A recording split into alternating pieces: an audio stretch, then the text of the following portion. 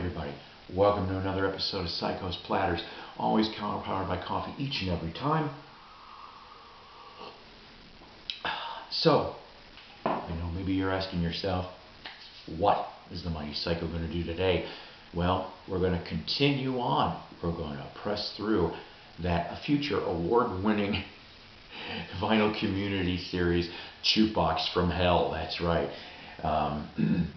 So, what are we going to do this time around, eh? Well, you know what? First, before we even get into that,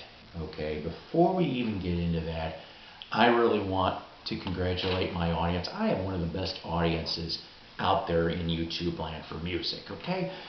We dropped our last episode, episode 25, was the 1974 album from Harry Nilsson's, produced by John Lennon, Pussycats, okay?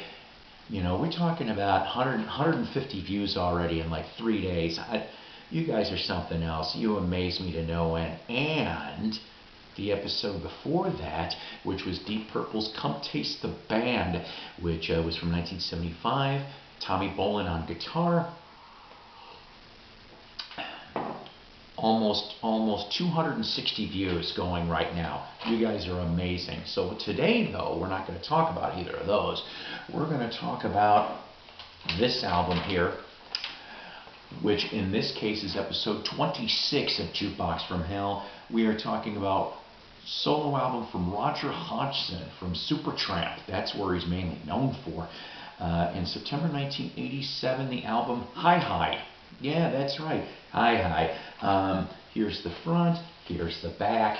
Now this copy here, unfortunately, I wish, it's water damaged on the cover, but I've been looking for this album on and off for several years, and to be able to find it is pretty cool. So basically you've got a lyric sleeve here, okay, on a record collecting standpoint. You're going to be looking at they flip to this very strange black circular A&M type thing here.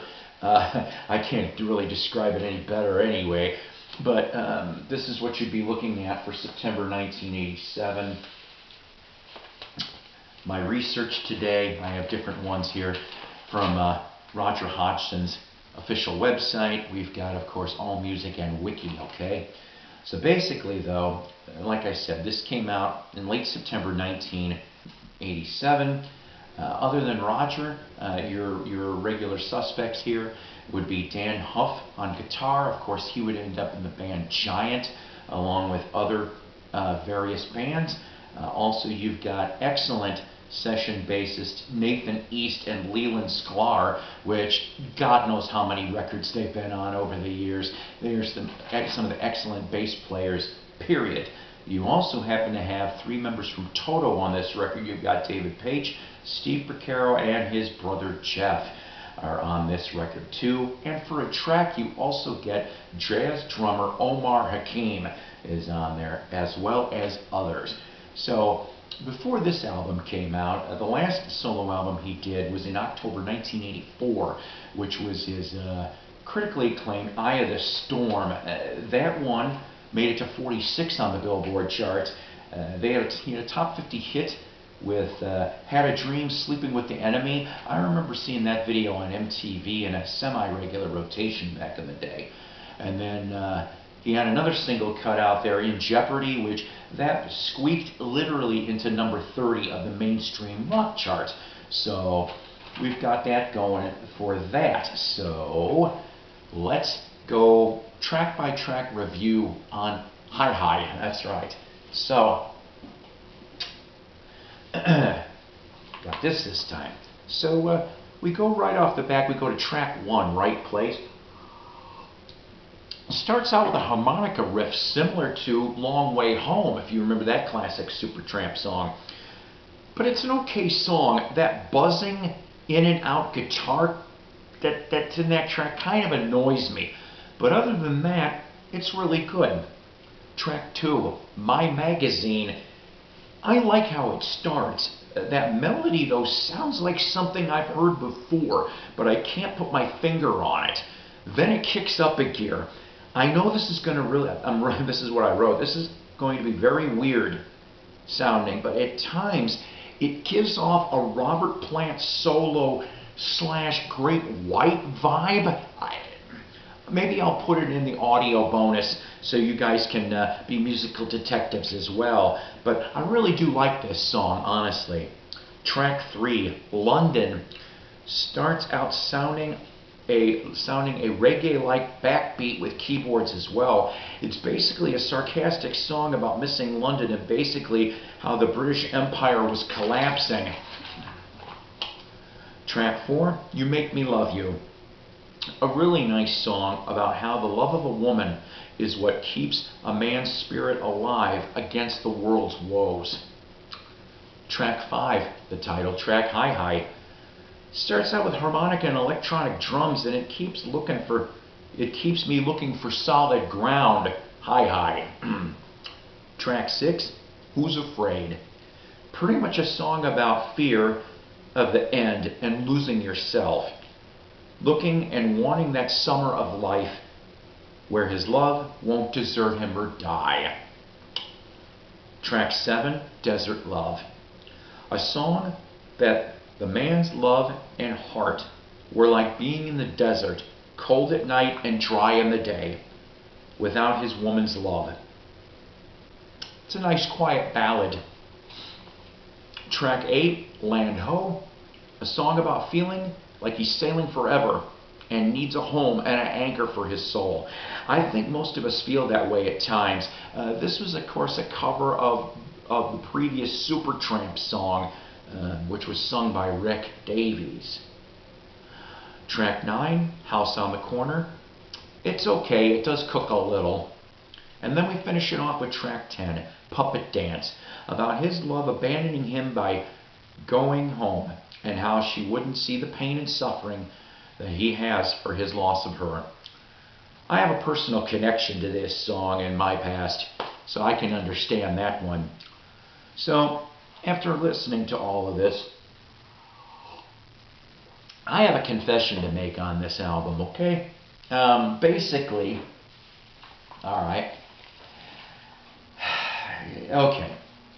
Well, at times this album's good, but at times it just seems to plod on some. I know it's hard for me to explain it, okay, but that's how I feel about it.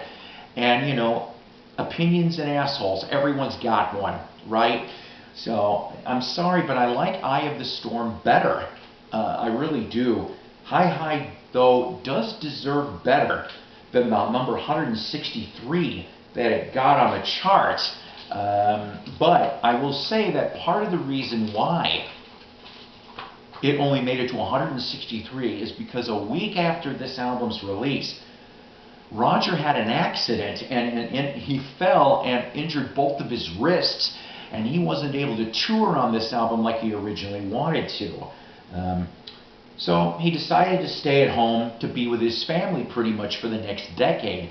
But in 1990, he got a very strange call from Trevor Rabin to be invited to be the new lead singer of Yes. Go figure. I didn't know that bit, but he declined it. Now, a song that he co-wrote with Trevor Rabin, Walls, does appear on the 1994 Yes album Talk, with John Anderson altered the lyrics.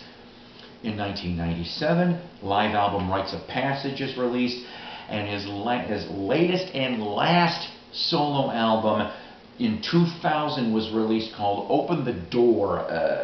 It was released and pretty much recorded with mostly French musicians. Now, he toured until 2018, and for a little bit he actually was a member of Ringo's all-star band in the live tour. So, let me ask you, what do you think about this?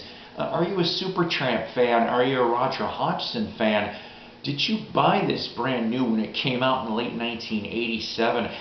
Truthfully, I never saw this in the stores back then, okay? I didn't even know about it until maybe a couple of years ago, that this album even existed. And like I said, to be able to find this several months ago in a resale shop for $1, even with the cover being screwy, I could not pass this up whatsoever. So, let me know if you did get this favorite Rodger Hodgson song or LP, or what's your, are you Supertramp fan? What's your favorite Supertramp song? Okay, I always kind of was rooting for him to be able to get back with Rick. Now, when he left Supertramp in '83, at least according to Rodger, he said there was no animosity, if you will, between him and the rest of the band members. He just wanted to do something different. I always was rooting for him to get back together with them, even for a brief tour, but from what I'm told, that's not going to happen on both sides of the fence. So, also, so you may be asking yourself, and maybe not, what is going to be the next episode of Jukebox From Hell, aka episode 27? We're starting to slowly wind down season 3 here. Now this time, we're going to go back about 9 years, alright? In the early to mid 70s, this band from Scotland was big. Oh boy. I had several friends of mine that were die-hard fans of this band. But by 1978, even though they still had some TV exposure on Saturday mornings, with the Croft Superstar Hour, rest in peace Marty Croft, by the way, their light was beginning to dim. We're talking about the 1978 album from the Bay City Rollers, Strangers in the Wind. This is by request, by the way. So, speaking of that, what future episodes would you like me to investigate for a Jukebox From Hell episode? I still have gotten a handful of requests. I'm working on them. We're probably going to do some in season 4, which will be sometime after the holidays. But I really do love that you guys enjoy this series. Yes, I'm going to send this to Rodger, and then I probably am also going to send it to some Supertramp fan clubs too, this one as well. I always try to share my videos with the appropriate artists, if you will. Until next time, though, I want you to take care, God bless, rock on, always powered by coffee each and every time.